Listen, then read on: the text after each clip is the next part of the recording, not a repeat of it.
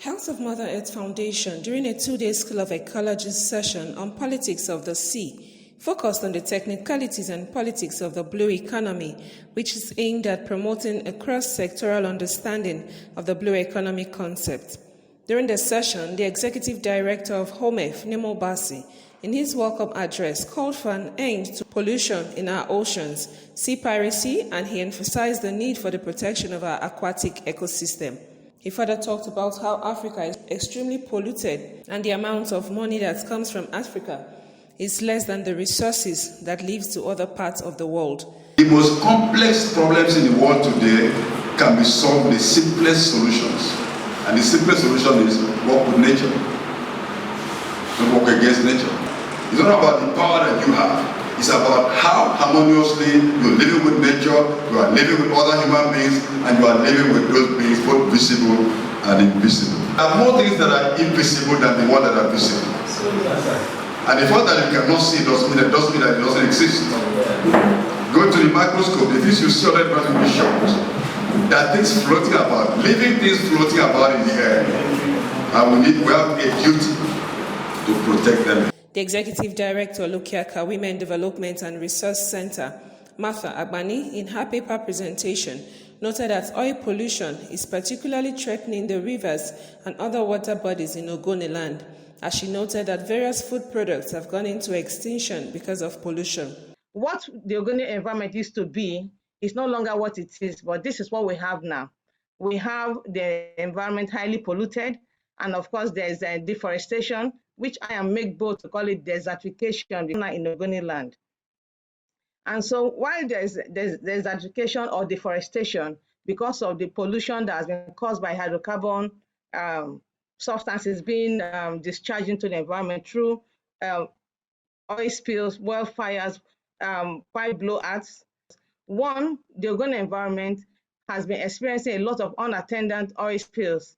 It comes in and nobody is there to direct or to work on it because of what we also consider a challenge by the governance system since we practice a joint venture. So government kind of have a little or nothing they could do about working as the duty bearer as they were to talk to the multinational corporations about what the challenges are or what they've done, to also come with maybe some punitive measures to ensure that they quickly attend to oil spills within the environment.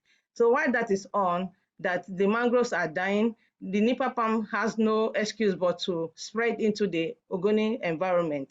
Also, a former Director General of the Nigerian Maritime Administration and Safety Agency, Dakoko Peterside, during his session lamented the illegal and unprotected activities carried out in the Gulf of Guinea, which have made it to be the most dangerous Gulf in the area. Global attention used to focus on the waters of Somalia and the Gulf of Aden, but that has now shifted to the Gulf of Guinea. Some of the fish species that you find in the Gulf of Guinea, you're most likely not going to find them anywhere, any other place in the whole world. So it's a unique ecosystem, and currently accounts for 4% of global fish production in the region. Now, 25% of Africa's maritime traffic pass through the Gulf of Guinea states. So the implication is that it's an important shipping lane, and you'll find out Guinea is a place of interest for those who are in shipping. The Gulf of Guinea is a place of interest for those who are into fishing.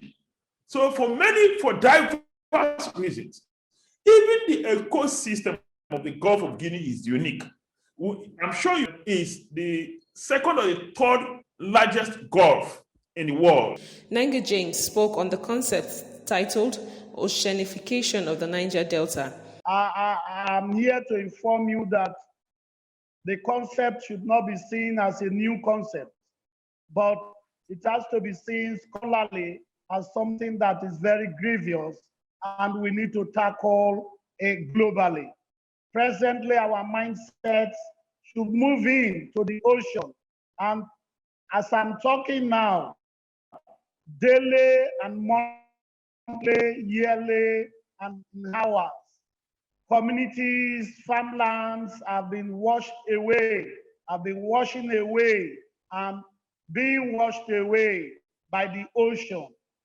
The ocean presently is very annoyed because of man's interference on barrier islands and the operation of IOCs. As I'm talking now, because of conflicts and other things that they dodge or they don't want to comply with, most of the IOCs are shifting to the ocean and seas.